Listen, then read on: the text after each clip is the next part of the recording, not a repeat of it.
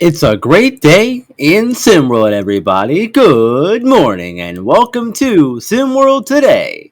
I'm B-Ron, filling in for Martian, the hosting chair, and joining me on the second day in a row, I might add, is my guy Ceej. What's going on, man? Happy Wednesday to you.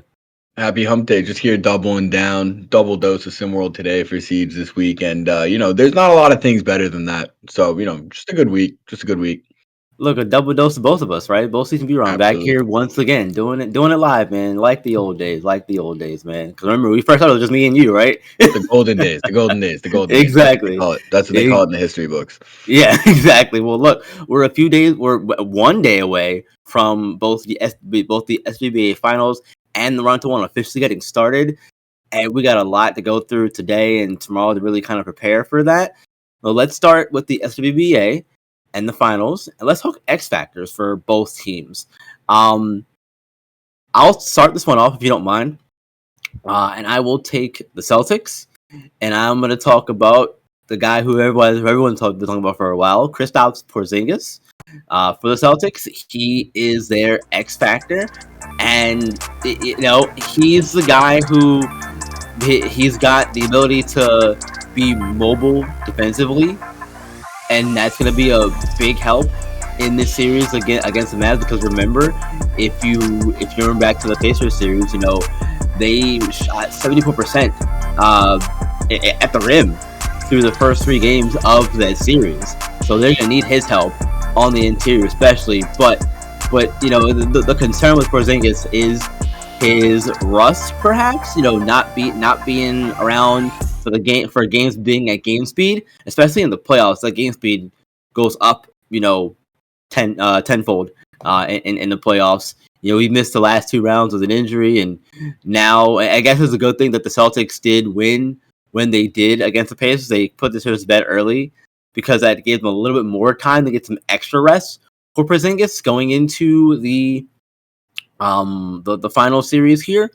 But the other thing, again, going back to the rust thing, that it might matter, but it also might not matter too much because Porzingis coming off of injuries and that kind of stuff. He's shot for the past 3 seasons. He shot 50% or better from the field in each of his 6 recent games after missing a week or more with injury, and he's missed more than a few weeks here during the playoff run. So I'm excited to see what Porzingis brings to the Celtics in the SBA finals. Yeah, absolutely. I couldn't agree more on that side. That it's got to be Kristaps for them. And on the other side, I'm going to go kind of a similar vein. I'm actually going to go with the young guy, the rookie Derek Lively, who's been really sensational for the Mavericks. He can defend at the rim. He's really good at finding his spot offensively, waiting for those drop offs. He can do a lot of different things. Got pretty good foot speed for a guy his size. Rumor is that Mark Cuban has instituted kind of a mentor program within the Dallas Mavericks organization, and the Derek Lively's been training with Tyson Chandler, and you can kind of see that in his game out there. But for that reason, I really think he's going to be a big part of this.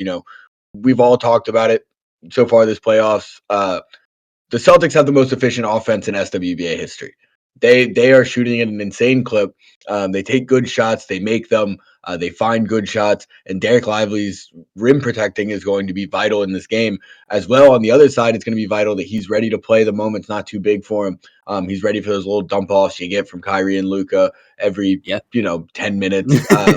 And so I think he's going to be a really, really big part of this because he also bolsters, a front court that, features PJ Washington, features Daniel Gafford, 2 other great young athletic bigs. But it's Derek Lively of the 3 is kind of the defensive stalwart already, if you ask me. And so I think he's going to be a huge part of this because if he can help bring that efficiency down even a little bit at the rim, that's going to be a huge win for the Mavericks.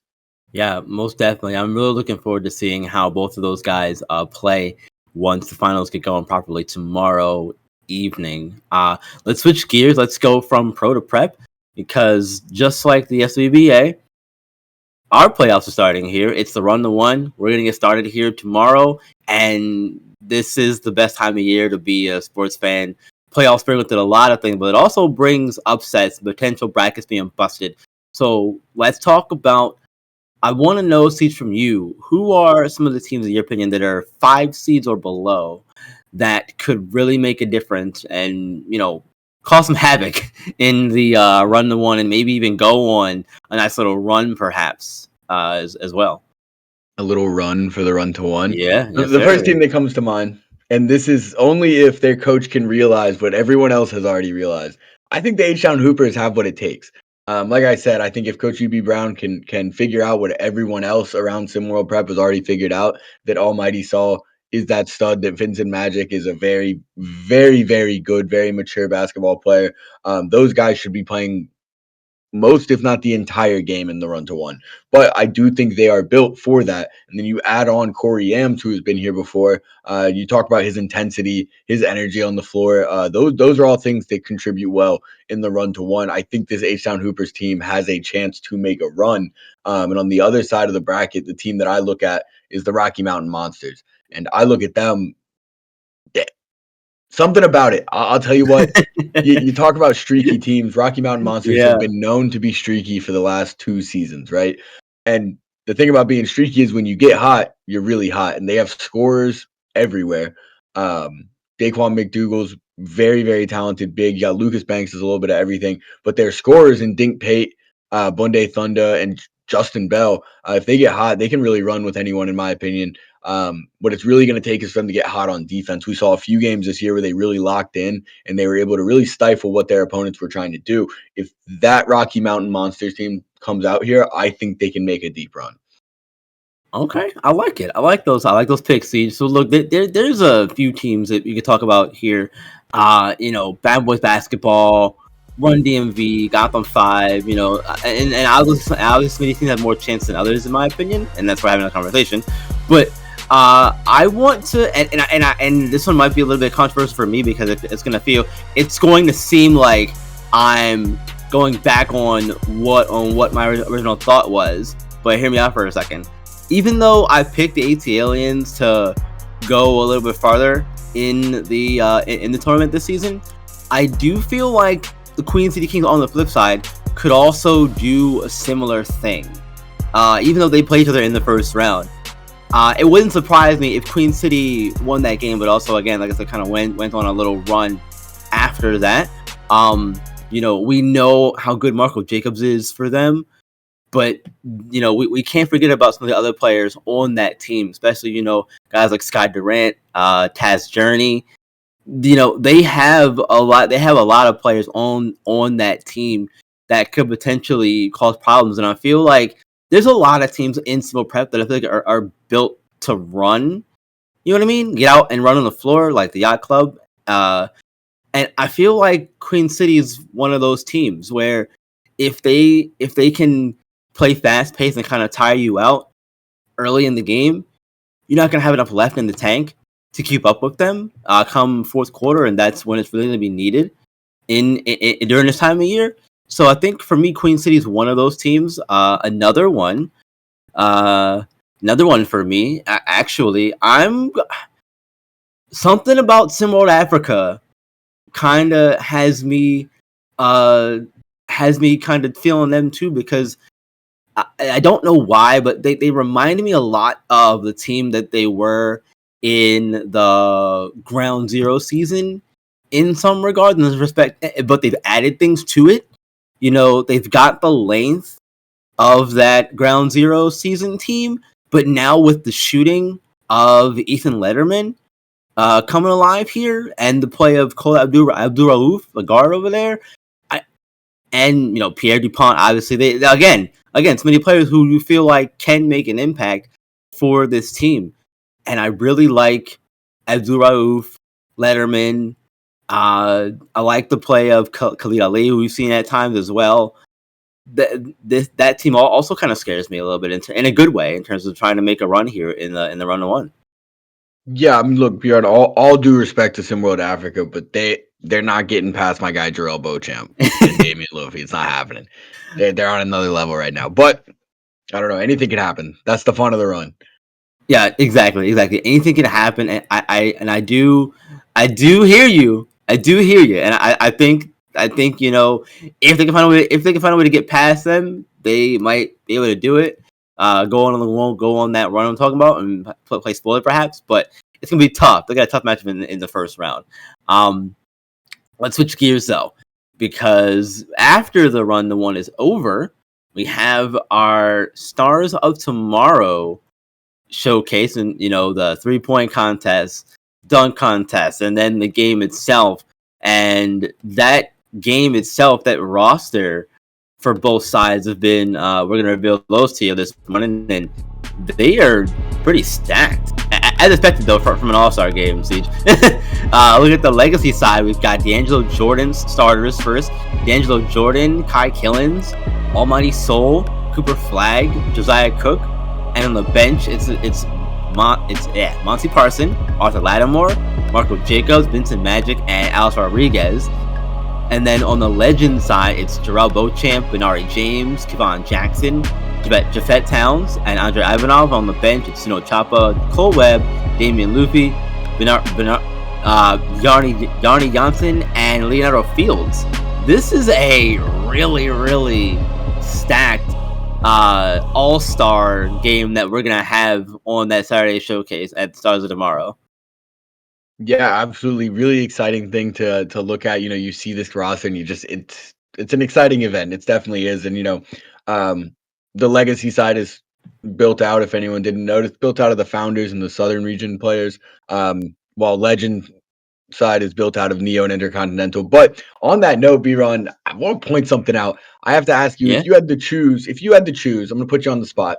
Okay. What region is the quote unquote weakest region in SimWorld Prep? What would be your gut answer to that? Ceej. Yeah, you've had to choose. And I know your old rivals, and I know that you want to pick them. And I just, I'm going to throw you on the spot right now. So you want me to pick them? You want me to pick them? You want me to pick them? And guess what? I'm picking them. I'm picking them. The intercontinental region. I'm picking them. It's so funny you say that, B-Ron, because you look at the Legends rosters. Half of this roster is from the intercontinental region. Jarrell Beauchamp, Andrea Ivanov, Damian Luffy, Bjarni Johnson, and Leonardo Fields. So just for a region that, according to B-Ron, is so weak, half of the Legend team is from this intercontinental region. So that's all I'm saying. Pretty good. It's pretty good. Look, see, number one, how dare you this morning? Number two, that's fine. I'll be the bad guy this morning. Look, when you look at the top talent in this intercontinental region, yes, they're strong overall at the top, but in terms of players anyway, look at the players, obviously, Ivanov, Beauchamp, you mentioned Luffy as well. We knew that Beauchamp and Luffy were going to be here anyway. It was just a matter of if they're both going to be in the starting lineup or if they were going to be both on the bench. That wasn't going to happen. So I'm not surprised to see both of them there on that team, on this legend team.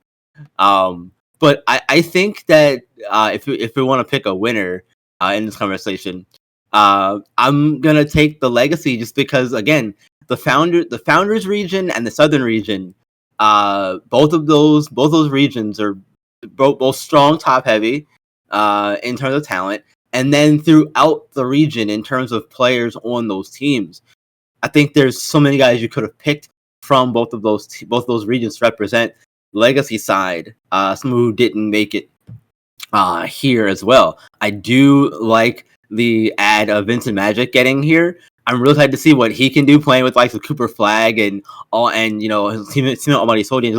That combination would be so fun to see him dishing passes out to all these other great players on that legacy side.